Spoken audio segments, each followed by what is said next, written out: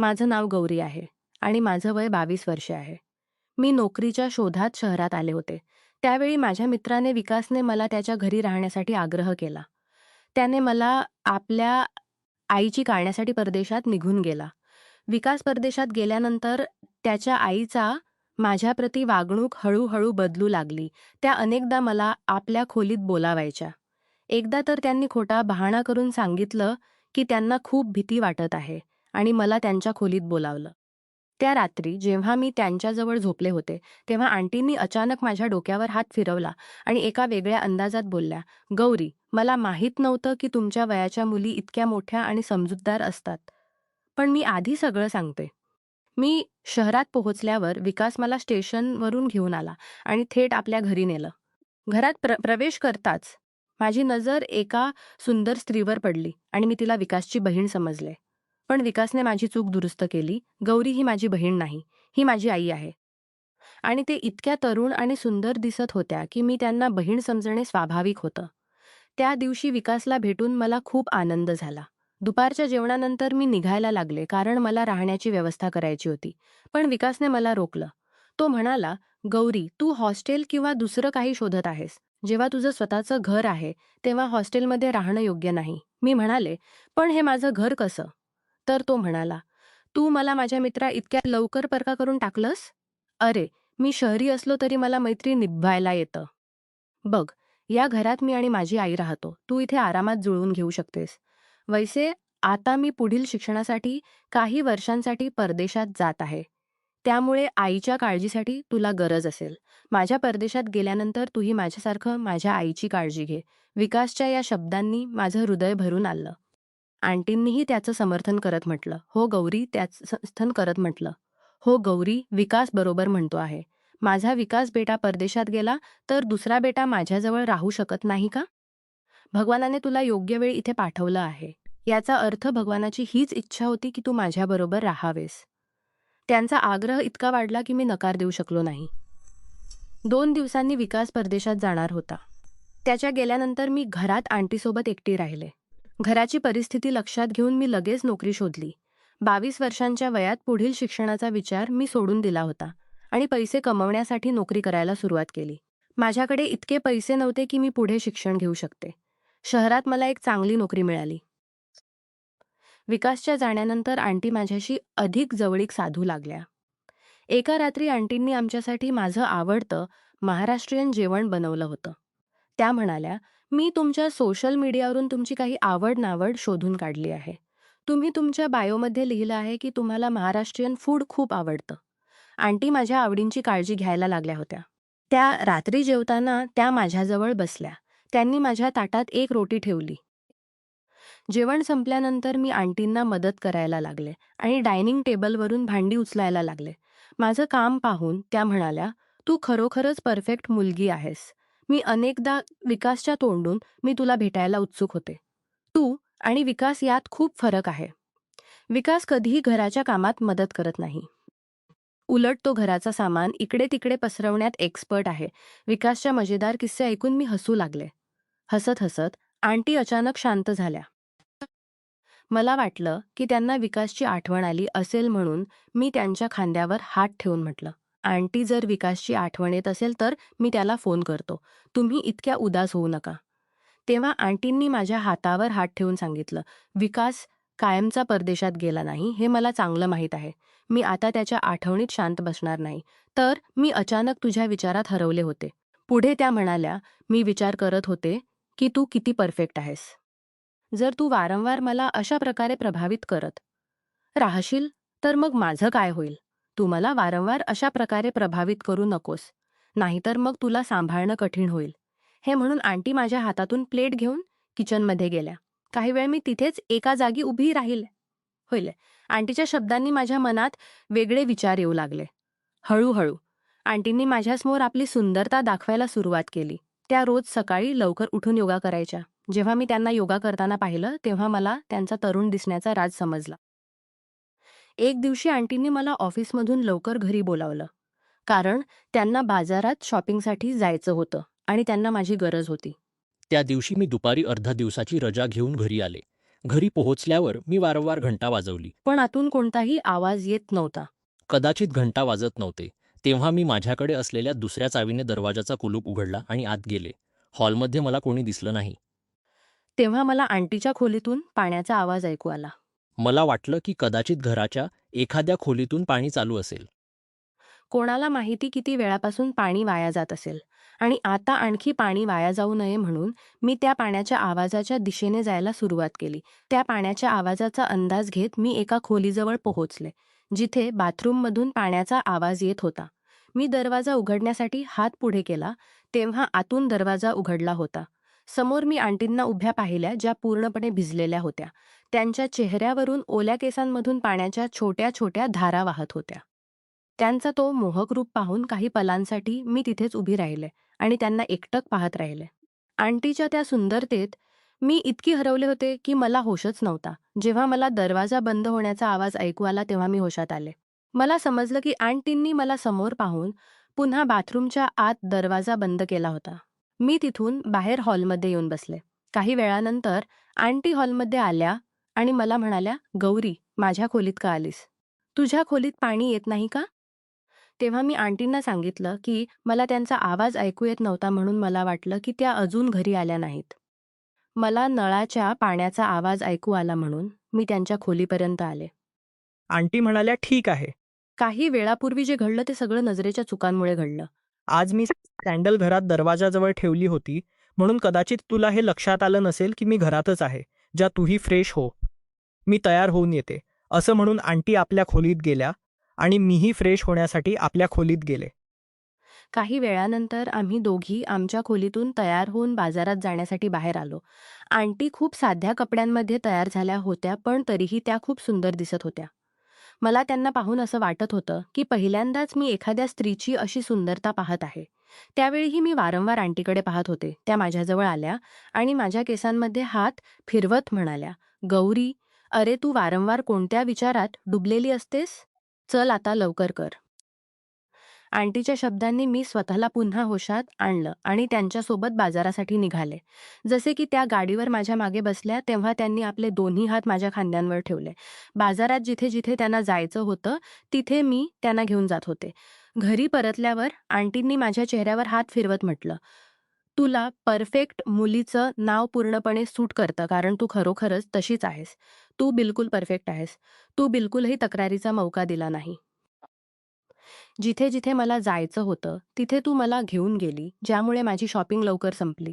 नाहीतर तुझा मित्र विकास मला एका दुकानात सोडून देतो आणि बाकी जागी मला पायी जावं लागतं, तर तो गाडीत बसून राहतो. पण तू तर सगळ्या पिशव्या उचलल्या आणि मला हर जागी गाडीवर बसवून नेलं, ज्यामुळे माझा खूप वेळ वाचला." यानंतर आंटींनी माझ्या पाठीवर थाप मारलं. हे सगळं खूप सहजपणे घडलं, पण याचा माझ्या मनावर खोल प्रभाव पडू लागला होता. ज्या प्रकारे त्यांनी मला शाबाशी दिली, त्याच विचारात मी हरवले होते. याच दरम्यान आंटी नवीन सूट घालून माझ्यासमोर उभ्या राहिल्या आणि म्हणाल्या, "यात मी कशी दिसत आहे?"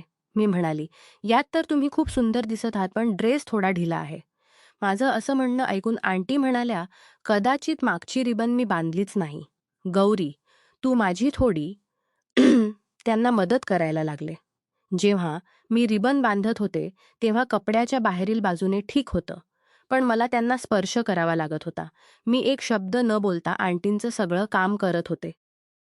दुसऱ्या दिवशी जेव्हा त्या ऑफिसला जाण्यासाठी तयार झाल्या तेव्हा त्यांनी नवीन सूट घातला होता. जेव्हा त्या चांगल्या प्रकारे तयार होऊन आल्या तेव्हा त्यांची सुंदरता आणखी जास्त निखरून आली होती.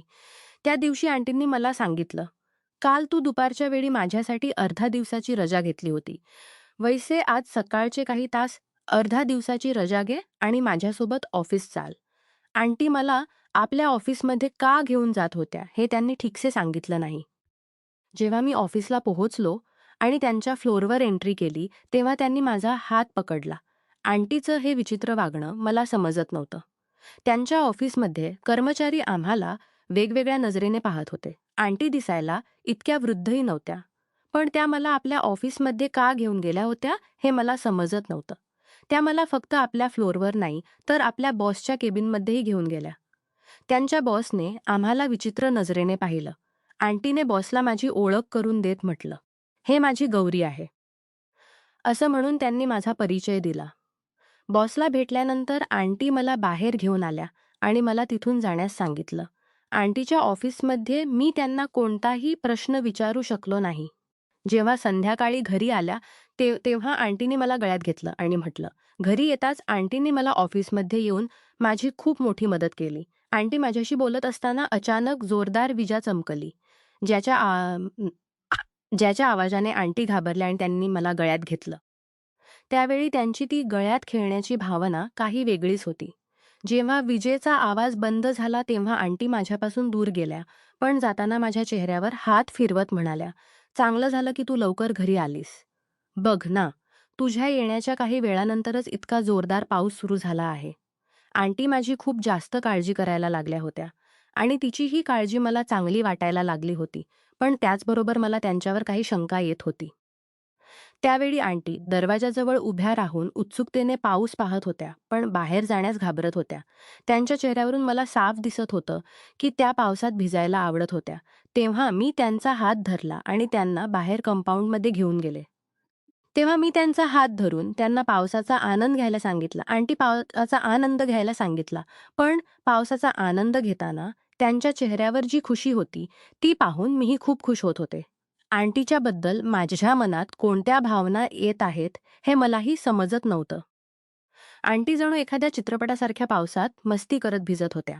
त्या पावसात आनंद करताना वारंवार माझ्या आजूबाजूला फिरत होत्या आणि माझा हात धरून नाचण्याचा प्रयत्न करत होत्या. तेव्हा आंटींनी मला सांगितलं, "गौरी, तू खरोखरच वेगळी आहेस. आज तुझ्यासोबत पावसात भिजताना मला असं वाटतंय की मी एखाद्या चित्रपटातील नायिका आहे आणि तू माझी विश्वासू साथीदार आहेस." आंटींनी हे सगळे शब्द खूप सहजतेने सांगितले, पण माझ्या मनावर याचा प्रभाव काही वेगळ्याच प्रकारचा होऊ लागला होता.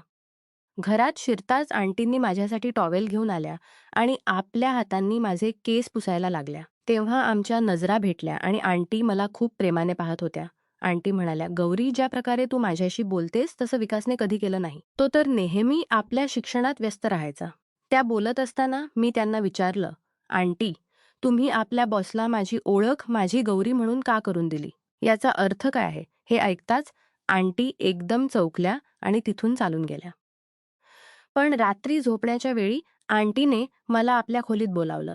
त्या म्हणाल्या, "आज मला खूप भीती वाटत आहे. तू आज माझ्या खोलीत झोपशील का?" मदतीच्या स्वरूपात मी आंटीच्या खोलीत झोपण्यासाठी तयार झाले. त्या रात्री आंटीच्या खोलीत झोपताना मला वारंवार असं वाटत होतं की कोणीतरी आमच्या खोलीची गुप्तहेर करत आहे. माझ्या नजरा कधी दरवाजाकडे तर कधी खिडकीकडे जात होत्या. झोपण्यापूर्वी मी आंटीकडे पाहिलं तर त्या मला पाहत होत्या.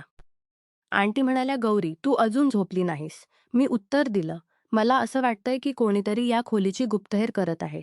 यावर आंटींनी सांगितलं, "मलाही तेव्हापासून असंच वाटत आहे, म्हणून मीही झोपू शकले नाही."